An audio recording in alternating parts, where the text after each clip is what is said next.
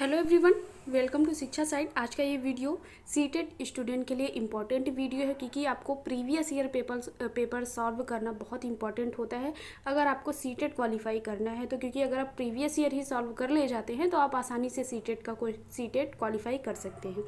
तो इसके पहले के वीडियो में हमने सीडीपी के क्वेश्चन देखे हैं। 16 दिसंबर को जो सीटेट का एग्ज़ाम हुआ था उसका हम लोग सीडीपी के क्वेश्चंस देख चुके हैं। इस वीडियो में हम लोग ईवीएस के क्वेश्चंस देखने वाले हैं और जो सीडीपी के क्वेश्चंस हमने किए हैं उसका लिंक आपको डिस्क्रिप्शन बॉक्स में मिल जाएगा, आप वहाँ से जाके देख सकते हैं।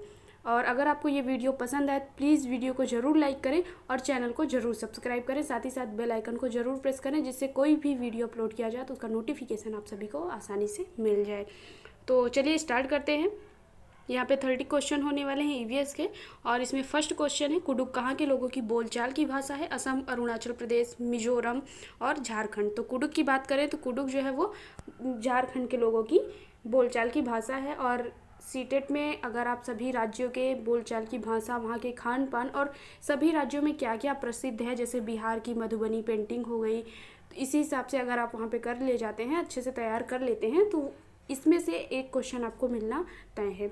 फिर अगला प्रश्न है 62 पे आते हैं।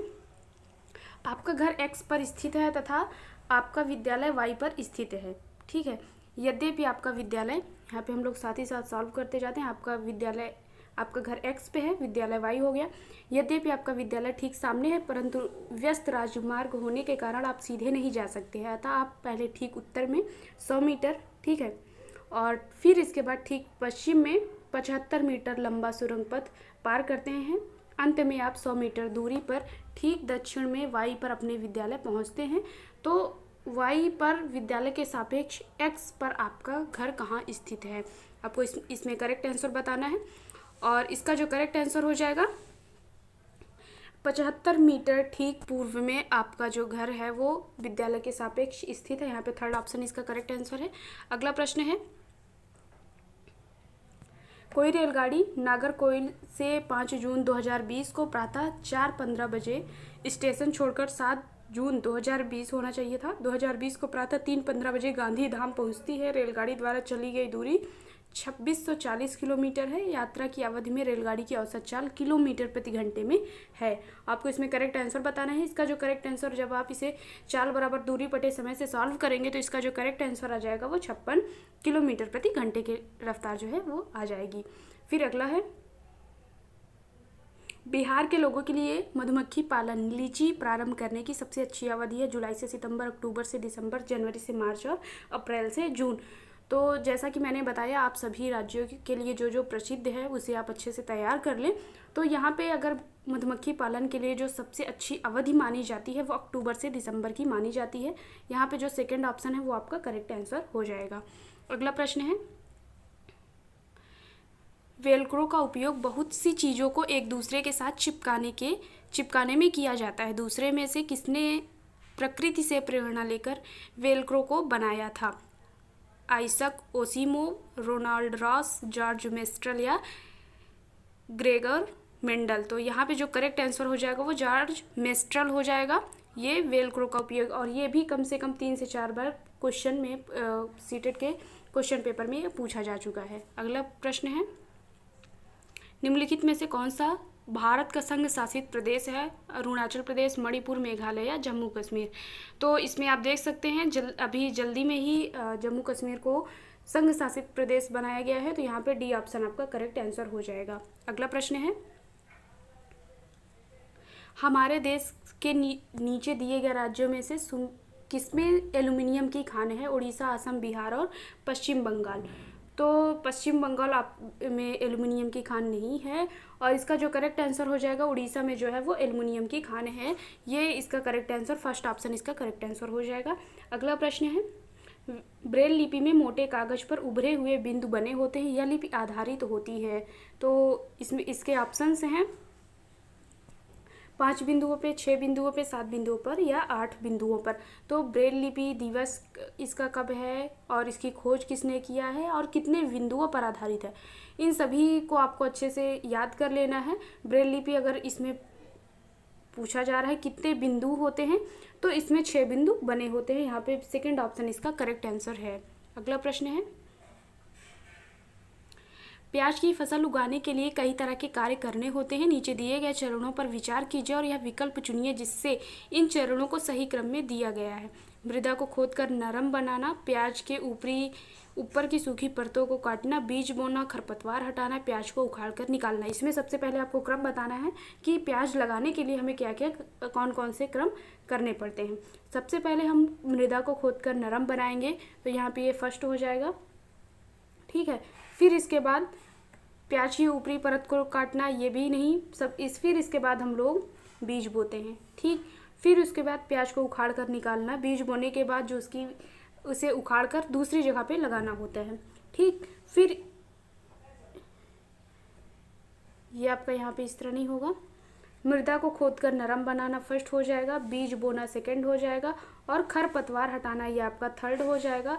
प्याज को उखाड़ कर निकालना ये आपका फोर्थ ऑप्शन होगा और फिर इसके बाद प्याज की सूखी पत्तियों को काटना ये फोर्थ है। यहाँ पे ए ऑप्शन आपका करेक्ट हो जाएगा। अगला प्रश्न है, हमारे देश में एक ऐसा स्थान है जिसे ठंडा रेगिस्तान कहते हैं।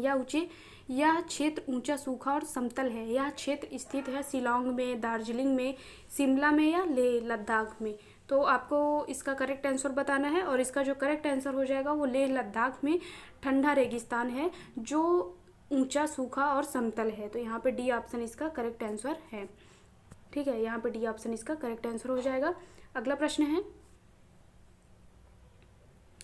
नीचे दिए गए फलों और सब्जियों में से उन्हें चुनिए जिनमें भीतर बीज होते हैं। करेला, खीरा, चीकू, भिंडी, प्याज, नाशपाती, आलू और टमाटर। तो इसका जो करेक्ट आंसर हमें बताना है किन किन फलों में बीज होते हैं। करेले में बीज होगा, खीरे में बीज होगा, चीकू, भिंडी और नाशपाती। यहाँ पे थर्ड ऑप्शन करेक्ट ऑप्शन हो जाएगा। अगला प्रश्न है, नीचे दिया गया कौन सा जंतु भालू जैसा दिखता है परंतु भालू नहीं है। यह दिन के लगभग 17 घंटे वृक्षों की शाखाओं से उल्टे लटक कर सोकर बिताता है और उसी वृक्ष की पत्तियों को खाता है। और इस जंतु की औसत आयु 40 वर्ष है तथा यह अपने पूरे जीवन काल में मुश्किल से 8 वृक्षों पर ही घूमता है। इसमें पूरे जितने भी फैक्ट दिए गए हैं वो आपको अच्छे से लिख लेना है। भालू जैसा कौन सा जानवर है, तो इस्लात की बात यहाँ पे कर ले रहा है और यह 17 घंटे वृक्षों की शाखाओं से उलट कर सोता है, ठीक है। फिर इसके बाद यह उसी वृक्ष की पत्तियों को खाता है। इसकी औसत आयु पूछी जा सकती है, 40 वर्ष है और यह कितने वृक्षों पर घूमता है, 8 वृक्षों पर ही घूमता है। तो इसका जो करेक्ट आंसर हो जाएगा वो इस्लात हो जाएगा। फोर्थ ऑप्शन इसका करेक्ट आंसर है। अगला हमारा प्रश्न है, कॉलम फर्स्ट में दिए गए स्थानों के नाम के साथ कॉलम सेकंड में दिए गए उन स्थानों के अधिकांश गांवों के सामान्य घरों के विवरण में मिलान कीजिए, ठीक है। तो इसका जो इसमें आपको मिलान करना है, तो इसमें जो असम के वृक्ष, असम में कौन से टाइप के घर पाए जाते हैं, तो असम की बात कर रहा है तो बांस के खंभे बने ऊंचे घर होते हैं क्योंकि असम में अक्सर बाढ़ आती है। तो इस वजह से यहाँ पे ए जो है वो थर्ड ऑप्शन से मिल जाएगा। और बी की बात कर रहा है तो बी जो है लद्दाख में पत्थर के घर बने होते हैं, लकड़ी की फर्श होती है और लकड़ी की चपटी छतें होती है। लद्दाख और हिमाचल प्रदेश में अक्सर लोग कंफ्यूज रहते हैं। और इसी जगह पे हिमाचल प्रदेश की बात करें तो लकड़ी के ढालू छतों पर घर बने होते हैं। और राजस्थान की बात करें तो राजस्थान में मिट्टी के घर, कटीली झाड़ियों से बनी छतें होती हैं। तो इसमें जो करेक्ट ऑप्शन आपका हो जाएगा वो थर्ड ऑप्शन यहाँ पे करेक्ट है। अगला प्रश्न है,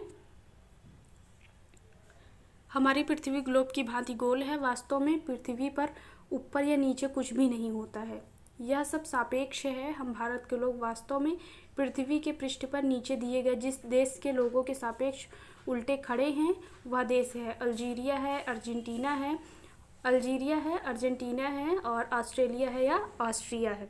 तो सबसे पहले हम इसमें जो करेक्ट आंसर हो जाएगा, भारत के सीधे नीचे पर अगर बात करें तो वास्तव में पृथ्वी ऊपर या नीचे कुछ भी नहीं है।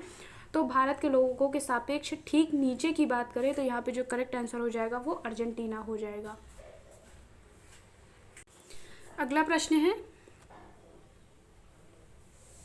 अपने खेतों से अधिक उपज प्राप्त करने के लिए कोई किसान उर्वरक और पीड़कनाशियों का आधिक्य से उपयोग करके खेतों में बार बार धान की फसल उगा रहा है, उसका यह व्यवहार उसके खेतों की मृदा को केवल धान की फसलों के लिए उपयोगी बनाएगा, अन्य फसलों के लिए भी उपयोगी बनाएगा और जुताई और बुआई के लिए उपयुक्त बनाएगा, अंततः किसी भी फसल को उगाने के लिए अनुपयुक्त बनाएगा। तो इसमें जो उर्वरक की उपयोगिता की बात की जा रही है, तो इसमें फोर्थ ऑप्शन करेक्ट है, अंततः किसी भी फसल को उगाने के लिए अनुपयुक्त बनाएगा। तो यहाँ पे फोर्थ ऑप्शन इसका करेक्ट आंसर है। फिर अगला प्रश्न है, किसी भी निम्नलिखित में से कौन सा समूह ईवीएस पाठ्यक्रम में सुझाए गए 6 थीमों में से 4 को सही ढंग में प्रस्तुत करता है? पौधे, जानवर, परिवार और भोजन पदार्थ, और परिवार और दोस्त और पानी, भोजन, पानी और यात्रा, और चीज़ें जो हम बनाते हैं और करते हैं, भोजन, आवास और पौधे और पदार्थ, काम और खेल, भोजन, पदार्थ और यात्रा। तो इसमें आपको करेक्ट आंसर बताना है और इसका जो करेक्ट आंसर हो जाएगा, तो इसमें जो 6 थीम बताई गई हैं, परिवार और दोस्त, भोजन, पानी और यात्रा, ये आपको अच्छे से याद कर लेना है। ये भी क्वेश्चन इंपॉर्टेंट है और कम से कम 4 से 5 बार ये सीटेट के एग्ज़ाम में पूछा जा चुका है। अगला प्रश्न है, शिक्षार्थी के पोर्टफोलियो बनाने के लिए अच्छे तरीके क्या हैं? इसमें आपको चूज़ करना है कौन कौन से अच्छे तरीके हैं। एक विशिष्ट कारण के आधार पर पोर्टफोलियो में शामिल किए जाने वाले काम का चयन करना, एक शिक्षार्थी के काम की सभी वस्तुओं का चयन करना, शिक्षार्थी से अपने काम का चयन और उसको अपने पोर्टफोलियो में शामिल करवाना, और फोर्थ इसका विकल्प है, एक समय अवधि में शिक्षार्थियों के कामों के विभिन्न स्तरों को इकट्ठा करना। तो इसमें आपको बताना है कि कौन कौन से अच्छे तरीके हैं और इसका जो करेक्ट आंसर होगा, सबसे पहले हम लोग बात करते हैं ऑप्शन ए में, एक विशिष्ट कारण के आधार पर पोर्टफोलियो में शामिल किए जाने वाले काम का चयन करना। सबसे पहले कोई चयन करेगा, ठीक है। फिर इसके बाद एक शिक्षार्थी के काम की सभी वस्तुओं का चयन करना, नहीं, बिल्कुल उसके काम की चीज़ों का ही उसमें चयन नहीं किया जाता है। सी ऑप्शन है, शिक्षार्थी से अपने काम का चयन और उसको अपने पोर्टफोलियो में शामिल करवाना। तो इसमें सी ऑप्शन भी करेक्ट है, एक शिक्षार्थी के काम की शिक्षक न चयन करके उसमें जो शिक्षार्थी होता है वो चयन करेगा। डी ऑप्शन है, एक समय अवधि में शिक्षार्थियों के कामों के विभिन्न स्तरों को इकट्ठा करना। तो ए, सी और डी इसमें जो विकल्प दिया गया होगा वो करेक्ट ऑप्शन होगा। तो ए, सी और डी। तो इसमें जो है वो ए, सी और डी फोर्थ ऑप्शन में दिया गया है, ये विकल्प इसका सही है। अगला प्रश्न है, एनसीएफ 2005 के अनुसार निम्नलिखित में से कौन सा ईवीएस पाठ्यक्रम के बारे में सही है? तो इसके ऑप्शन है, ईवीएस पाठ्यक्रम को पर्यावरण शिक्षा और सामाजिक विज्ञान के एकीकृत रूप में प्रस्तुत किया गया है। ईवीएस पाठ्यक्रम को पर्यावरण शिक्षा और सामाजिक विज्ञान के एकीकृत रूप में प्रस्तुत किया गया है। सेकंड है, ईवीएस का पाठ्यक्रम सामाजिक विज्ञान और पर्यावरण शिक्षा का एक विषयगत एकीकरण है। और थर्ड ऑप्शन है, ईवीएस का पाठ्यक्रम विज्ञान और पर्यावरण शिक्षा का एकीकरण है। और फोर्थ ऑप्शन है, ईवीएस का पाठ्यक्रम विज्ञान, सामाजिक विज्ञान और पर्यावरण शिक्षा का एकीकरण है। तो इसमें सीधे तौर पे आप देख सकते हैं कि इसमें विज्ञान को नहीं लिखा गया है और इसमें भी विज्ञान को नहीं लिखा गया है और इसमें विज्ञान और पर्यावरण और इसमें जो है वो सामाजिक विज्ञान को नहीं लिखा गया है। तो ये विकल्प भी गलत हो जाएगा। इसमें फोर्थ ऑप्शन इसका करेक्ट आंसर है। अगला प्रश्न है, एक ईवीएस शिक्षक अपने शिक्षार्थियों को पड़ोस में इस्तेमाल होने वाले विभिन्न ईंधनों पर एक सर्वेक्षण करने को कहता है। इस सर्वेक्षण के संचालन के दौरान निम्नलिखित में से कौन सी प्रक्रिया कौशल विकसित की जा सकती है? कौन सी प्रक्रिया के द्वारा कौशल जो है वो विकसित किया जा सकता है? तो इसमें ऑप्शन है, परिकल्पना बनाना, समालोचना चिंतन या गहन चिंतन, रिकॉर्डिंग, अभिलेखन और सुनने के कौशल। और इसका जो फोर्थ ऑप्शन है, पूर्व अनुमान और रिपोर्टिंग कौशल। तो इसमें जो भी बोला जा रहा है, कोई शिक्षक अपने शिक्षार्थी को पास पड़ोस में इस्तेमाल होने के लिए ईंधनों का सर्वेक्षण करने के लिए बोल रहा है। तो इसमें जब भी कोई सर्वेक्षण होगा तो उसमें रिकॉर्डिंग, अभिलेखन और सुनने का कौशल जो है वो इसमें विकसित किया जा सकता है। तो इसमें जो थर्ड ऑप्शन है वो करेक्ट आंसर हो जाएगा। अगला प्रश्न है, अगला हमारा प्रश्न है, सीखने के लिए निरंतर आकलन के आवश्यक तत्व क्या हैं? और ऑप्शन है इसका उपयोग बच्चे के बारे में फैसला सुनाने के लिए किया जाता है। और बी ऑप्शन है, इसे सीखने की स्थितियों में निहित किया जाना चाहिए। सी ऑप्शन है, या शिक्षकों को उनकी शिक्षण अधिगम विधि को समायोजित करने की गुंजाइश प्रदान करता है। और डी ऑप्शन है, या शिक्षार्थियों को अपने काम की निगरानी और सुविधा के लिए कोई गुंजाइश नहीं प्रदान करता है। तो इसमें आपको बताना है कि क्या क्या आवश्यक तत्व हैं। और इसमें ऑप्शन देख लेते हैं। इसका उपयोग बच्चे के बारे में फैसला सुनाने के लिए किया जाता है, तो ये बिल्कुल गलत हो जाएगा। ठीक है, इसे सीखने की स्थितियों में निहित किया जाना चाहिए, ये करेक्ट हो जाता है। और यह शिक्षकों को उनकी शिक्षण अधिगम विधि को समायोजित करने की गुंजाइश प्रदान करता है, ये भी सही है। और डी ऑप्शन है, या शिक्षार्थियों को अपने काम की निगरानी और सुधार के लिए कोई गुंजाइश नहीं प्रदान करता है, गलत है। तो यहाँ पे बी और सी सही है, तो इसका थर्ड ऑप्शन करेक्ट आंसर है। अगला प्रश्न है, कुणाल ने कपड़ों की बंदेज की रंगाई पर कार्यशाला करने के लिए अपने विद्यालय में एक स्थानीय कारीगर को आमंत्रित किया। स्थानीय कारीगर को आमंत्रित करने के उद्देश्य निम्नलिखित में से इसमें से इसके अतिरिक्त हैं। तो इसमें ऑप्शन है, शिक्षार्थी कारीगर के ज्ञान और कौशल की सराहना करें। ठीक है, फिर अगला ऑप्शन है इसका, शिक्षार्थी टाई और रंगाई में उपयोग हुई तकनीकी की सराहना करें। शिक्षार्थी को स्थानीय भाषा सीखने में मदद करना और टाई और डाई को हाथ से करने के अनुभव को प्रदान करना। तो यहाँ पे जो करेक्ट आंसर हो जाएगा वो शिक्षार्थी को स्थानीय भाषा सीखने में मदद करना। तो सी ऑप्शन इसका करेक्ट आंसर हो जाएगा। अगला प्रश्न है, ये हमारा 82 प्रश्न है। मेहर के पास कक्षा में कुछ विद्यार्थी हैं जो प्राकृतिक आपदा के कारण अपने मूल स्थान से विस्थापित हो गए हैं और उन्हें विद्यालय वातावरण में समायोजित करने में समस्या है। एक ईवीएस शिक्षक के रूप में आप धैर्यवान होंगे ताकि वे स्वाभाविक रूप से समय के साथ समायोजित हो सके। केवल विस्थापित शिक्षार्थियों का एक समूह बनाएंगे और उन्हें समूह कार्य देंगे। और थर्ड ऑप्शन है, उन्हें एक तथ्य के रूप में विस्थापन को तुरंत स्वीकार करने और आगे बढ़ने के लिए प्रोत्साहित करेंगे। फोर्थ ऑप्शन, उन्हें अन्य शिक्षार्थियों के साथ बातचीत करने में मदद करेंगे और उनकी कहानियों को भी साझा करेंगे। तो इसमें जो करेक्ट आंसर होगा, इसका करेक्ट आंसर हो जाता है, उन्हें अन्य शिक्षार्थियों के साथ बातचीत करने में मदद करेंगे ताकि उन्हें उनकी कहानियों को भी साझा करेंगे। फोर्थ ऑप्शन इसका करेक्ट आंसर है। अगला प्रश्न है, समुदाय संसाधन के रूप में उपयोग करने का औचित्य है। ऑप्शन है, यह समुदाय में सभी ज्ञान को अनायास स्वीकार करने में मदद करता है, या बिना प्रश्न करे स्थानीय ज्ञान को लोकप्रिय बनाने और फैलाने में मदद करता है। समुदाय को अपने बच्चों के सीखने में हिस्सेदारी है और इसमें उन्हें शामिल होने की ज़रूरत है। फोर्थ ऑप्शन है, शामिल नहीं करने पर समुदाय जो है वो नाराज होगा। तो इसका जो करेक्ट ऑप्शन हो जाता है वो समुदाय अपने बच्चों के सीखने में हिस्सेदारी है और इसमें उन्हें शामिल होने की ज़रूरत है। इसका थर्ड ऑप्शन करेक्ट आंसर है। फिर अगला प्रश्न है, आरोही ने अपने शिक्षार्थियों को अपनी कक्षा का मानचित्र सीखने को कहा, यह क्रियाकलाप विकास करने में सहायक होगा। और इसका जो करेक्ट आंसर होगा, ऑप्शन पहले देख लेते हैं, पूर्वानुमान और गणना के कौशल, आंकड़ों के अभिलेखन, अभिविन्यास और सापेक्ष स्थिति की समक्ष, और भूदृश्यों को खींचने का कौशल। तो कोई भी मानचित्र खींचने के लिए कहा गया है तो उसमें सबसे पहले कौन से क्रियाकलाप हैं जिनका विकास करना होगा, तो अभिविन्यास और सापेक्ष स्थिति की जो समझ है वो क्रियाकलाप विकास करने में सहायक होगा। इसका थर्ड ऑप्शन करेक्ट है। अगला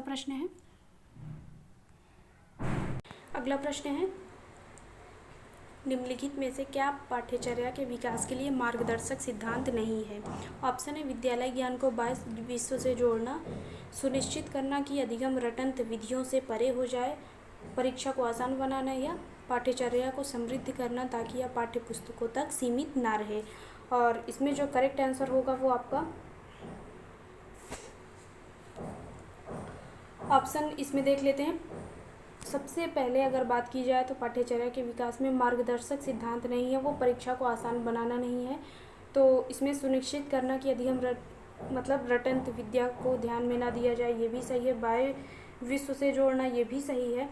और पाठ्यचर्या को समृद्ध करना ताकि पाठ्य पुस्तकों तक सीमित ना रहे। तो यहाँ पे थर्ड ऑप्शन इसका करेक्ट है, या इसका मार्गदर्शक सिद्धांत नहीं है। अगला प्रश्न है, ईवीएस में शिक्षार्थियों के आकलन करते समय बचना होगा जानकारी एकत्रित करने के विभिन्न तरीकों के उपयोग करने से और अधिक सटीक विवरण के लिए घटना की तत्काल रिकॉर्डिंग करने से, आकलन के आधार के रूप में समूह का उपयोग करने से और आकलन करते समय तकनीकी भाषा का प्रयोग करने से। तो इसका जो करेक्ट आंसर हो जाएगा वो आकलन करते समय तकनीकी भाषा का उपयोग करने से इसका करेक्ट आंसर होगा। यहाँ पे 4th ऑप्शन इसका करेक्ट है। अगला प्रश्न है, रोनाल्ड रास के बारे में क्लास 5th में कहानी है जिसको 1902 में चिकित्सा के लिए नोबेल पुरस्कार मिला था। जब उसने सिकंदराबाद के अस्पताल में काम करते हुए यह खोजा कि मच्छर मलेरिया फैलाते हैं और उन्होंने अपने शब्दों में बताया कि कैसे उन्होंने मच्छर का पीछा करते हुए यह समय बिताया। मच्छरों के पेट को खोलने के लिए उसे काटा और उसका सूक्ष्मदर्शी के नीचे अवलोकन किया। रोनाल्ड रास की कहानी को ईवीएस में शामिल करने का उद्देश्य क्या होगा? तो इसमें आपको ये ऑप्शंस हैं, शिक्षार्थियों को वैज्ञानिक प्रक्रियाओं के बारे में समझने में मदद करना, शिक्षार्थियों को कहानियाँ लिखने के लिए प्रेरित करना, शिक्षार्थियों को विभिन्न खोजों के बारे में अधिक रोमांचक कहानियों को इकट्ठा करने के लिए प्रोत्साहित करना। और इसका 4th ऑप्शन है, इसका 4th ऑप्शन है विज्ञान के इतिहास की सराहना करना। तो इसमें विकल्प देख लेते हैं, शिक्षार्थियों को वैज्ञानिक प्रक्रियाओं के बारे में समझने में मदद करना, ये भी इसका विकल्प सही है। ठीक है, अगला हो जाता है, वैज्ञानिक प्रक्रियाओं को समझने में मदद करना, विद्यार्थियों को कहानियाँ लिखने के लिए प्रेरित करना। ठीक है, कहानियाँ लिखने के लिए नहीं, बिल्कुल वैज्ञानिक विधि है। और शिक्षार्थियों को विभिन्न खोजों के बारे में अधिक रोमांचक कहानियों को इकट्ठा करने के लिए प्रोत्साहित करना, ये भी सही है। विज्ञान के इतिहास की सराहना करना, तो यहाँ पे 2nd विकल्प जो है वो आपका सही हो जाता है। अगला प्रश्न है, भूषण अपनी कक्षा 2nd की भाषा की कक्षा में थीम यात्रा को एकत्रित करना चाहते थे। आप किस अनुसंधान का सुझाव देंगे जो कक्षा में संपादन के लिए सबसे उपयुक्त है? यात्रा और श्रव्य दृश्य क्लिप, यात्रा पर कविता, यातायात के साधनों पर मॉडल या प्रतिमान। और 4th ऑप्शन है बच्चों के यातायात पर अपने अनुभव। तो यहाँ पे जब भी अनुभव की बात की जाएगी तो वो विकल्प सही हो जाता है। तो यहाँ पे यातायात पर अपने अनुभव पर अगर आप वो बोलेगा, संसाधन का जो सुझाव देंगे वो अपने अनुभव को साझा करने का सुझाव देंगे। फिर अगला प्रश्न है, ईवीएस कक्षा में शिक्षार्थी पड़ोस में एक भिखारी लड़के के बारे में अपने अवलोकन को साझा करती है और जानना चाहती है कि उसके माता पिता उसे स्कूल क्यों नहीं भेजते हैं। एक शिक्षक के रूप में आप शिक्षार्थी को कैसे जवाब देंगे? ठीक, तो ऑप्शन है इसके, आप उसे सुनेंगे और पाठ योजना तक सीमित रहेंगे। आप पूरे भारत की भिखारियों की स्थिति पर व्याख्या करेंगे। इस विषय को शिक्षार्थी के साथ अलग चर्चा करेंगे। इसे अवलोकन इसे उसके अवलोकन की सराहना करेंगे और पूरी कक्षा में इस पर चर्चा करेंगे। तो यहाँ पे 4th ऑप्शन सही हो जाएगा। अगला प्रश्न है, खेल और पहेलियाँ ईवीएस के शिक्षण और अधिगम के महत्वपूर्ण हिस्से हैं क्योंकि वे कक्षा की एक रस्ता से विराम प्रदान करते हैं। वे शिक्षार्थियों को मज़े करने का समय प्रदान करते हैं। वे शिक्षार्थियों को अपने आप पैटर्न खोजने को देते हैं और इनका कक्षा में संपादन करना आसान है। तो यहाँ पे जो भी ईवीएस की बात होगा तो वहाँ पे वे शिक्षार्थियों को अपने आप पैटर्न खोजने को देते हैं। तो ये 3rd विकल्प यहाँ पे सही हो जाता है। यहाँ पे हमने ईवीएस के 30 प्रश्न देखे हैं। इसके अगले वीडियो में हम लोग लैंग्वेज फर्स्ट पे वीडियो लेके आने वाले हैं। तो अगर आपको वो वीडियो देखना है तो चैनल को ज़रूर सब्सक्राइब करें और साथ ही साथ बेल आइकन को ज़रूर प्रेस करें जिससे वीडियो अपलोड किया जाए तो उसका नोटिफिकेशन आप सभी को मिल जाए।